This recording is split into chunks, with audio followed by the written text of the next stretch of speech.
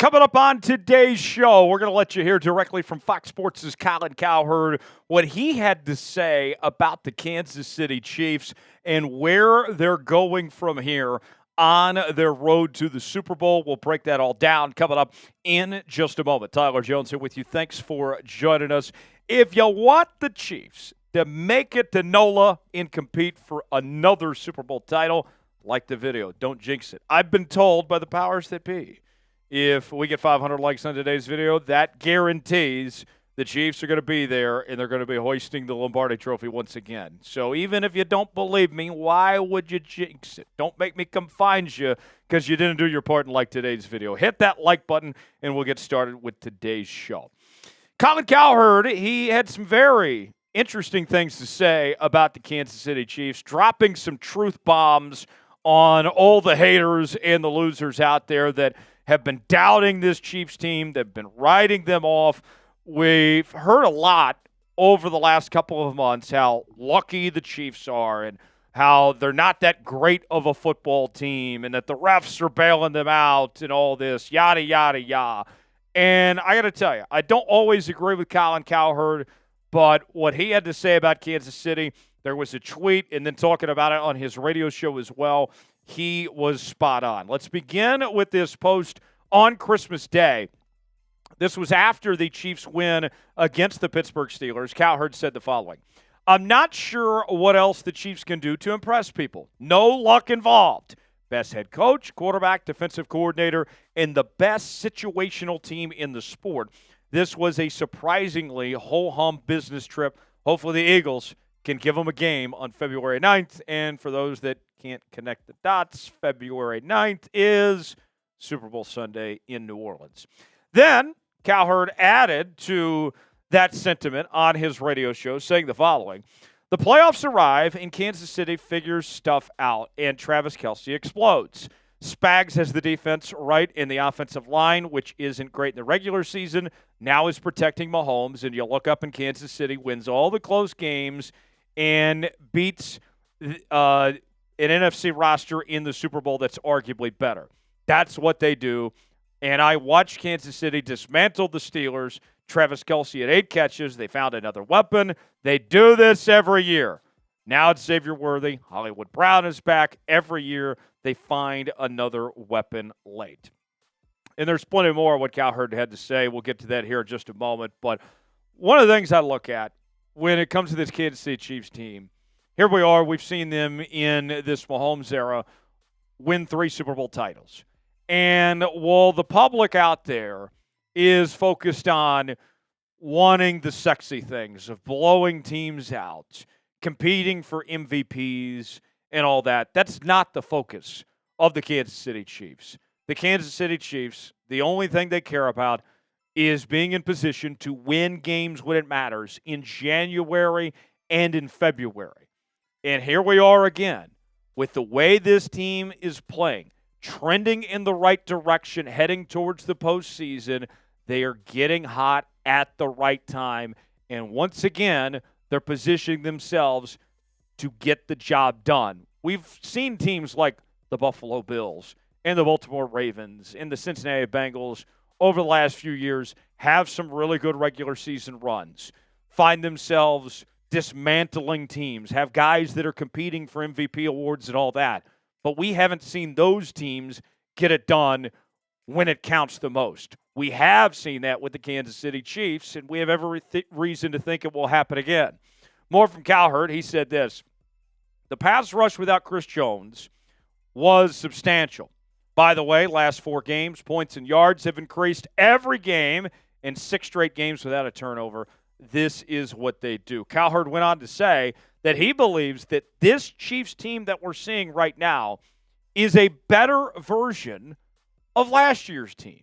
And we obviously know the result of what happened with last year's squad going on to win the Super Bowl. Remember, it was this time a season ago that the Chiefs lost against the Las Vegas Raiders at home, and they were doing some serious soul-searching, and yet they still figured it out. And here we are at the end of 2024, and I think all of us feel much better about the product the Chiefs have on the field right now compared to where they were at this time a year ago, and they still won it. with that being said, Colin's spot on that this is a better version of that Chiefs team from a year ago, and we see it in the results of the product that's on the field within the last several weeks.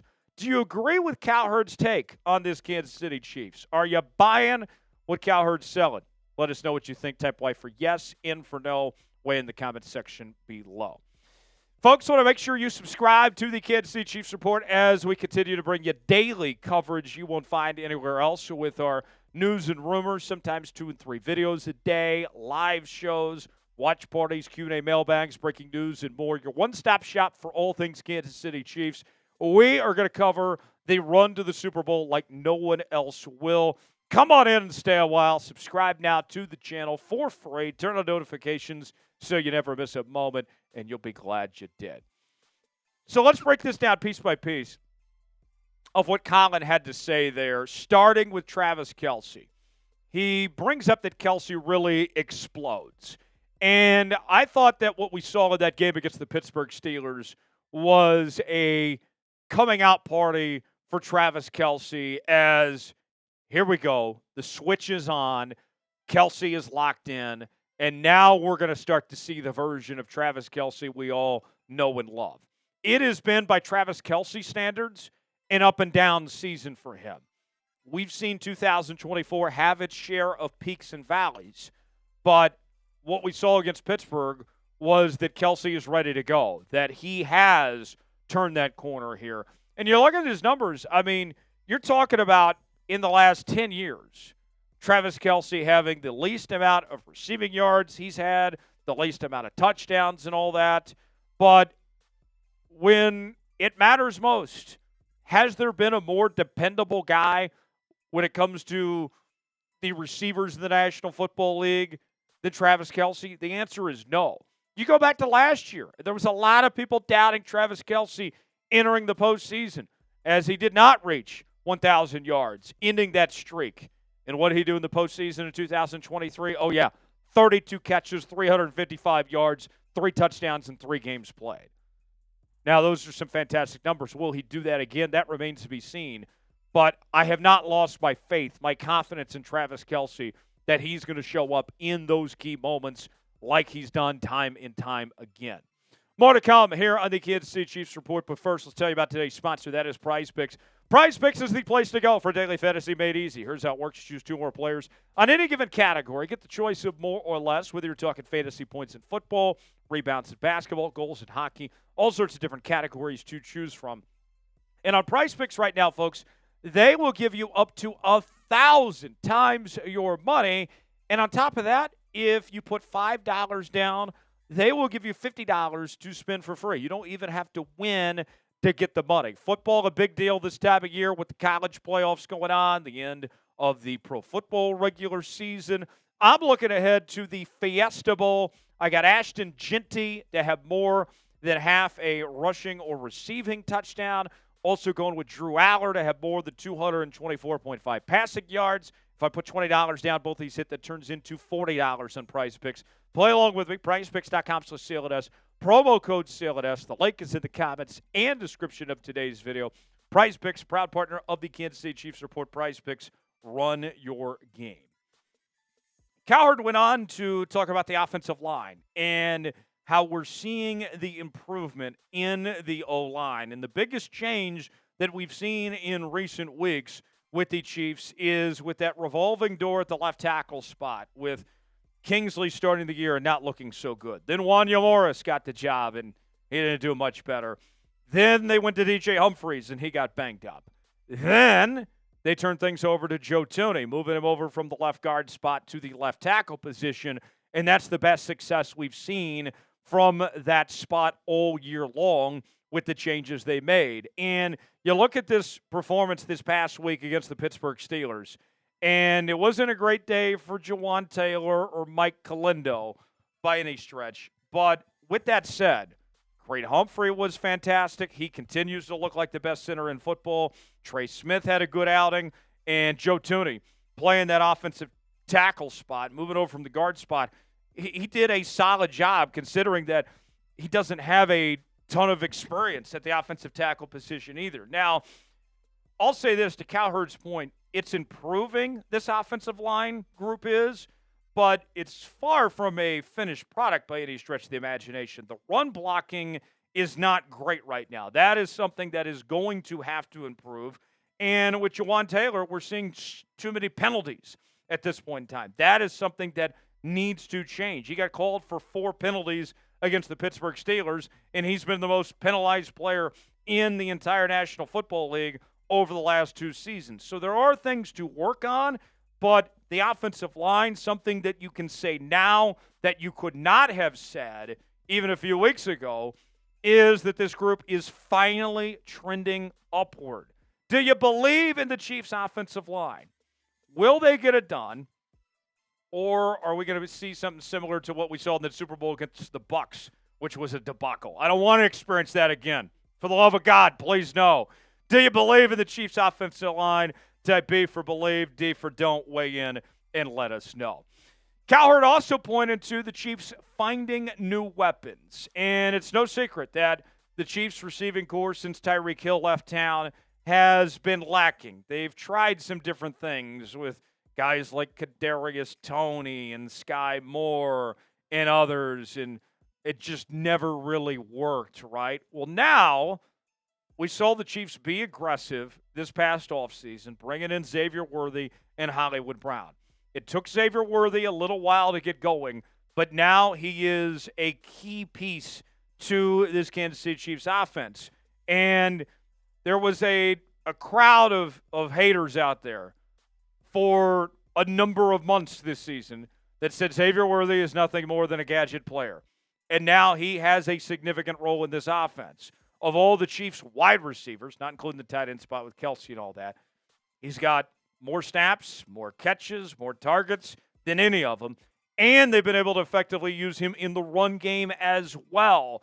And for me, the comparison I've made is it's a role similar to what the San Francisco 49ers use with Deebo Samuel. They have found that niche for him, and they're taking advantage of the speed that he puts together. But you think about this. You see the numbers on the screen right there, right? Not a bad rookie campaign by any stretch of the imagination. But he's not a rookie anymore, folks. Look at what he's done in the last 7 games. Nearly half of those same numbers that we just showed you there came within these last 7 games. More than half of those numbers, quite frankly. 36 catches, 392 yards, 3 receiving touchdowns. Xavier Worthy is showing that he is worthy. Meanwhile, Hollywood Brown comes into the Kansas City Chiefs lineup after that injury that he suffered in the preseason. He made his debut just 2 games ago, and he's already finding his footing. And you think about this. When Rashee Rice went down, the thing that the Chiefs lost was their possession receiver, their guy to get them that first down when they need it. And the thought with Hollywood Brown when you brought him in was his ability to stretch the field, to potentially be like that poor man's Tyreek Hill of sorts. Well, what the Chiefs have done is they've gone to Hollywood and asked him to actually take on a role similar more so to Rashee Rice than what we saw, what people thought they were getting of a role similar to Tyreek Hill. And it's worked out pretty smoothly these past 2 games. 9 catches, 91 yards, 10 yards of reception. If that's what Hollywood Brown is going to give the Chiefs for the rest of the year, I can live with that. If he can give me 40, 50 yards for these next 3 games through the Super Bowl, that's all you need. And to me, that's a huge difference for this Chiefs team potentially. And then the last point that Cowherd made was getting hot at the right time. Been there, done that, time and time again. Here we are. It's the end of 2024. We're flipping the page to 2025, and the Chiefs are right where they want to be. And one of the things they've done a really good job of cleaning up is the turnover margin. It's twofold, right? They're doing a really good job of avoiding turnovers. Patrick Mahomes, I believe it's 7 of his last 8 games has gone without throwing an interception. He was throwing a lot of interceptions early in the year, so that's been really good. But they're forcing more turnovers as well. We saw Trent McDuffie have back-to-back weeks with an interception after going almost 3 seasons without his first career pick. They are plus 11 in the turnover margin since week 12, and it's showing in the results. People were badgering this Kansas City Chiefs team for how long about how lucky they were to win games. They weren't getting those convincing wins. Well, how about the last 3 weeks? A 14-point win on the road. I know the Browns aren't very good, but still 14 points on the road, you'll never complain about.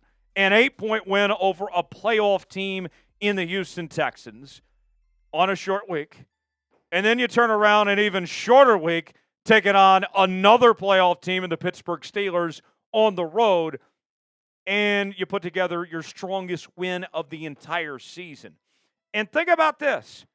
For as much as has been made about the Chiefs winning these close games and how lucky they are, you cannot laugh at winning 15 games. There is something to be said about that accomplishment of getting 15 wins. They are only the 8th team in NFL history to win 15 or more games in a regular season. That's elite territory. That's elite company. And it's the Chiefs' franchise record for wins in a regular season as well, folks. So I don't want to hear this anymore. I think Colin's spot on. We need to stop talking about this team being lucky and that they don't deserve to be in this position because they've earned everything that they've gotten to this point. But the job's not finished, as the late Kobe Bryant would say, and I think the best is still yet to come. Their best football is in front of them, and we have every reason to think that they are going to get that Lombardi Trophy once again. What is your confidence level heading into the playoffs? I'm sky high right now. In fact, I'm getting a little cocky about this team, to be honest with you. I'm going with about a 9 out of 10. Give me your confidence level. Weigh in 1 through 10 in the comment section. Let us know. If you enjoyed today's show, you already know what to do. Hit that like button. We certainly would appreciate it. I'm Tyler Jones. Thanks for joining us. We'll see you next time.